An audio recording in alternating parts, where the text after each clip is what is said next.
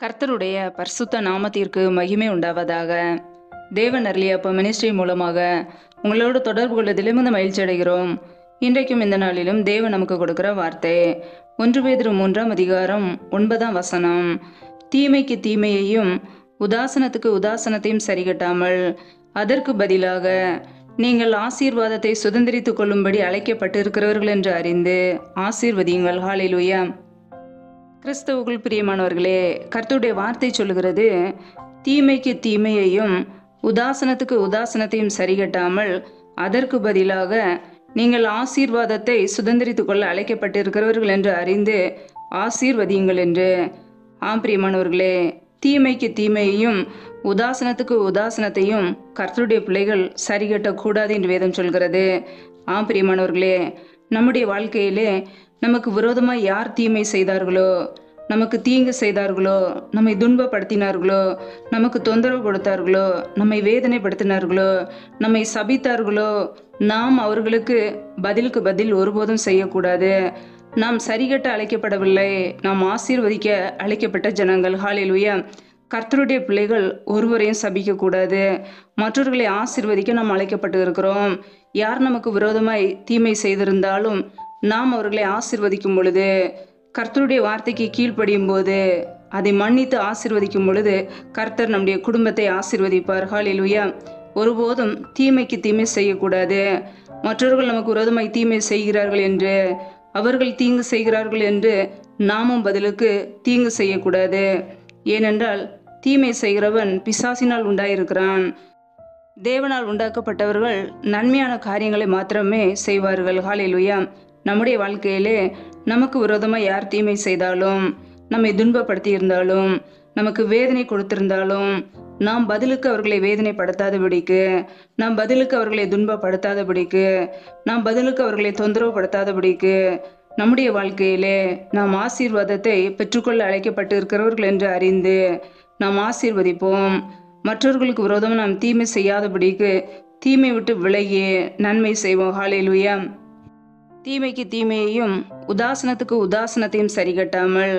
பிரியமானவர்களே, நம்மை யாராவது உதாசனப்படுத்தினால், நம்மை அற்பமாய் எண்ணினால், நம்மை தூற்றி தெரிந்தால், நம்மை பழித்து பேசினால், வீண் பழியை நம் மீது சுமத்தினால், நம்மை பழித்து பேசினால், நம்முடைய வாழ்க்கையில நாமும் பதிலுக்கு அதை சரிகட்டாமல் நாம் அவர்களை ஆசீர்வதிக்கும் பொழுது கர்த்தர் நம்முடைய குடும்பத்தை ஆசீர்வதிப்பார். ஒருவேளை நாம் செய்யாத தவறுக்காக வீண் பழியே இருக்கலாம், அல்லது நம்மை குறை கூறலாம், மற்றவர்கள் நமக்கு விரோதமாய் பல தீமையான காரியங்களை பேசலாம். யார் எதை செய்தாலும் நாம் அதுக்கு பதில் செய்யாதபடிக்கு, நாம் சரிகட்டாதபடிக்கு, நாம் ஆசீர்வாதத்தை பெற்றுக்கொள்ள அழைக்கப்பட்டு இருக்கிறவர்கள் என்று அறிந்து நாம் அவர்களை ஆசீர்வதிக்க வேண்டும். ஒருவேளை அவர்கள் நமக்கு விரோதமாய் தீமை செய்யும் போது நாம் பதிலுக்கு அவர்களை எப்படி ஆசீர்வதிப்பது என்று யோசிக்கலாம். அவர்கள் எனக்கு விரோதமாய் பல தீமையான காரியங்களை, தீங்கு காரியங்களை செய்து விட்டார்கள், என்னை துன்பப்படுத்தி விட்டார்கள், என்னை வேதனைப்படுத்தி விட்டார்கள், என்னை தவறாக பேசிவிட்டார்கள் என்று சொல்லி நாம் யோசிக்கலாம்.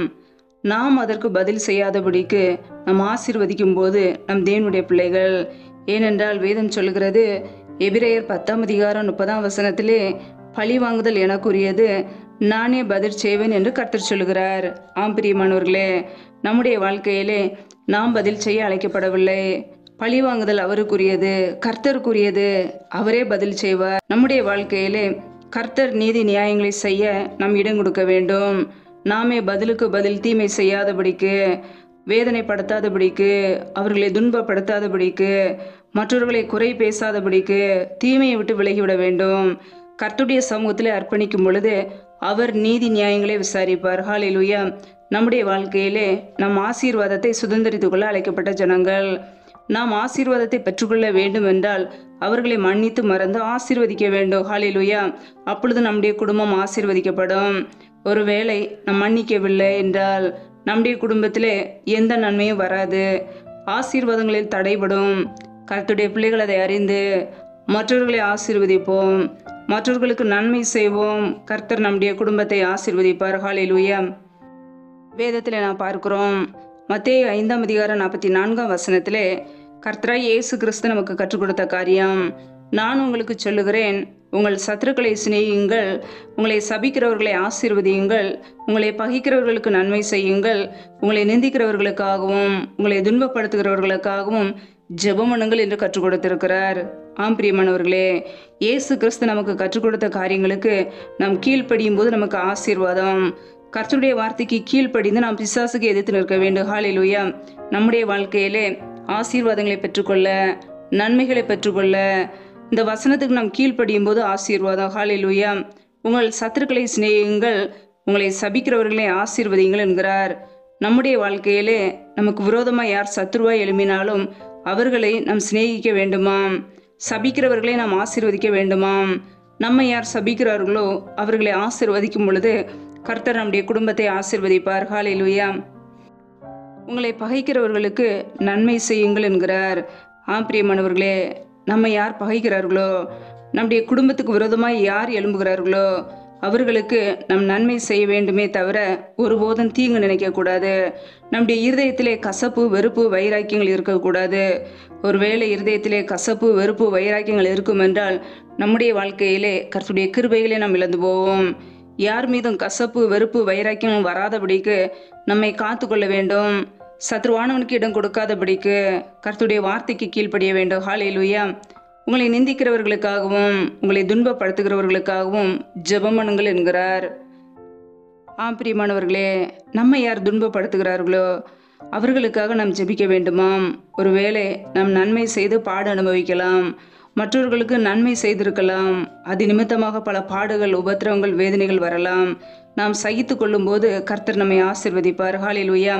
உங்களை நிந்திக்கிறவர்களுக்காகவும் உங்களை துன்பப்படுத்துகிறவர்களுக்காகவும் ஜெபம் பண்ணுங்கள். பிரியமானவர்களே, நம்ம யார் நிந்திக்கிறார்களோ, இகழ்ந்து பேசுகிறார்களோ, அல்லது சபிக்கிறார்களோ, அல்லது அவமரியாதைப்படுத்துகிறார்களோ, நம்மை அவமானப்படுத்துகிறார்களோ அவர்களுக்காக நாம் ஜெபிக்க வேண்டுமா? நமக்கு விரோதமாக யார் சத்ருவாக எழும்பினாலும் நாம் அவர்களை மன்னித்து மறந்து அவர்களுக்காக ஜெபிக்கும் பொழுது கர்த்தர் நம்முடைய குடும்பத்தை அளவில்லாமல் ஆசீர்வதிப்பார். ஹல்லேலூயா. கர்த்தருடைய பிள்ளைகள் ஆசீர்வாதத்தை சுதந்திரித்துக் கொள்ள அழைக்கப்பட்ட ஜனங்கள். ஒருபோதும் தீமைக்கு தீமை செய்யாதபடிக்கு நாம் கர்த்தருடைய வார்த்தைக்கு கீழ்ப்படியும் போது கர்த்தர் நம்மை ஆசீர்வதிப்பார். மற்றவர்கள் என்னை துன்பப்படுத்தி விட்டார்கள் என்று சொல்லி, எனக்கு தீமை செய்து விட்டார்கள் என்று சொல்லி அதற்கு சரி கட்டாமல் தீமை விட்டு விலகி நன்மை செய்வோம். துன்பப்படுத்துகிறவர்களுக்காக ஜெபிப்போம். ஒருவேளை மன்னிக்க முடியாதபடிக்கு நம்முடைய இருதயத்திலே பகை வைராக்கியம் இருக்கலாம். தேவனுடைய சமூகத்தில் அர்ப்பணிப்போம். அதற்கேற்ற கிருபைகளை கர்த்தர் கொடுப்பார். நம்முடைய வாழ்க்கையிலே கர்த்தருக்கு பிரியமுள்ள ஒரு வாழ்க்கை வாழும்போது மாத்திரமே ஆசீர்வாதங்களை பெற்றுக்கொள்ள முடியும்.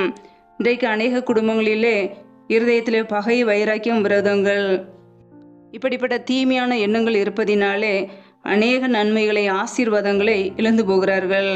பிசாசுக்கு இடம் கொடுத்து அவர்களே தங்கள் வாழ்க்கையிலே நஷ்டத்தையும் இழப்புகளையும் நன்மை வருகிறதை காணாதபடிக்கு தங்களுடைய வாழ்க்கையை தெரிந்து கொள்கிறார்கள். கர்த்தருடைய பிள்ளைகள் ஒருபோதும் பிசாசானவனுக்கு இடம் கொடுக்காதபடிக்கு கர்த்தருடைய வார்த்தைக்கு கீழ்ப்படிந்து நன்மைகளை பெற்றுக்கொள்வோம். கர்த்தர் நம்மை ஆசீர்வதிக்க இடம் கொடுப்போம்.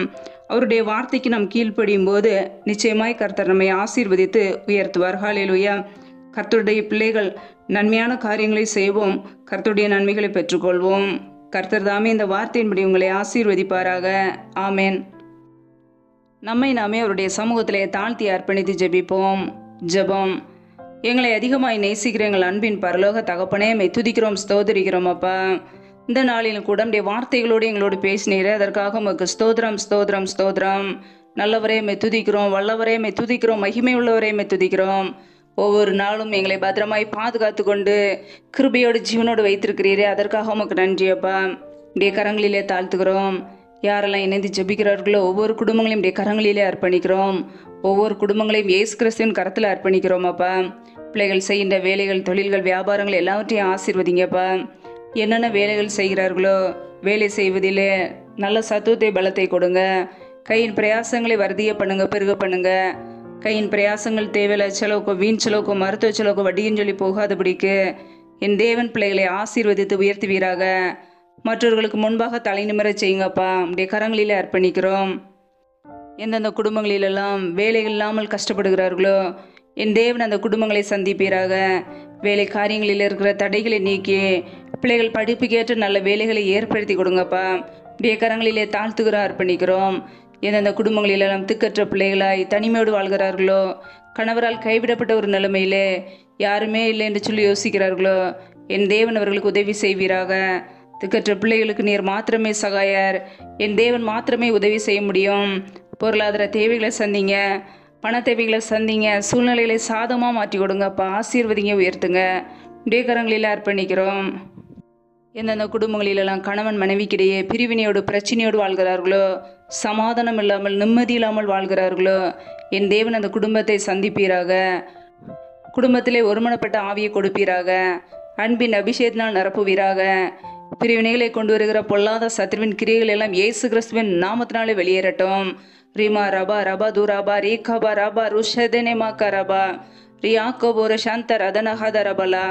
என் தேவன் ஆசீர்வதிங்க, சமாதானத்தை கொடுங்கப்பா. சிலுவையில் சிந்திய ரத்தத்தினாலே எங்களுக்கு சமாதானத்தை உண்டாக்கியவர். ஒவ்வொரு குடும்பத்திலும் தெய்வீக சமாதான ஆளுகை செய்யட்டும். உடைய கரங்களிலே தாழ்த்தி அர்ப்பணித்து ஜெபிக்கிறோம்.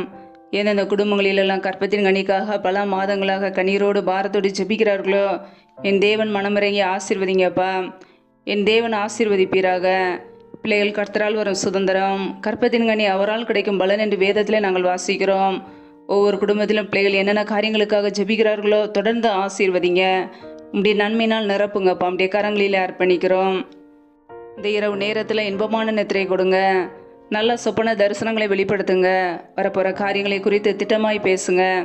அதிகாலையில் எழுந்து நம்முடைய சமூகத்திலே காத்திருக்க புது கிருபையில பெற்றுக்கொள்ள அர்ப்பணிக்கிறோம். சத்துரு கொண்டு வருகிற போராட்டங்கள், பிரச்சனைகள், தீமைகள், மரண பயங்கள், இருளின் அதிகாரங்கள், ஆபத்துகள், நாச மோசங்கள், தீமைகள், விக்னங்கள் எல்லாவற்றிற்கு விலைக்கு எங்களை பாதுகாத்து கொள்ளுங்கப்பா. இப்படியே இரத்த கோட்டைக்குள்ள அர்ப்பணிக்கிறோம்.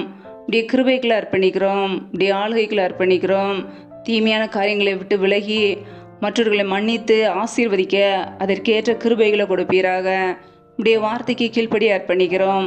பரிசுத்தத்தில் நிலைநிற்க அர்ப்பணிக்கிறோம். ஜீவனுள்ள நாட்களெல்லாம் நன்மையும் கிருபையும் தொடரும் என்ற வார்த்தையின் பிரகாரம் ஒவ்வொரு குடும்பங்களும் இப்படியே நன்மையும் கிருபையும் தொடரட்டும். யாரெல்லாம் பலவீனத்தோடு சோர்வோடு வியாதியோடு இருக்கிறார்களோ, என் தேவன் அவர்களை சுகமாக்குவீராக. இப்படியே சுகமாக்கும் கரம் பிள்ளைகளை தொட்டு சுகமாக்கட்டும், விடுதலையாக்கட்டும். இப்படியே கரங்களிலே தாழ்த்தி அர்ப்பணித்து ஜெபிக்கிறோம். எல்லா துதி கன மகிமை எல்லாமும் ஒருவருக்கே செலுத்துகிறோம். இயேசு கிறிஸ்துவின் மூலம் ஜெபிக்கிறோம் எங்கள் ஜீவனுள்ள நல்ல பிதாவே, ஆமேன். கர்த்தர் தாமே உங்களையும் உங்கள் குடும்பங்களையும் ஆசீர்வதிப்பாராக. ஆமேன். Thanks for watching. Please subscribe our channel. Click the like and share. Click the bell. God bless you.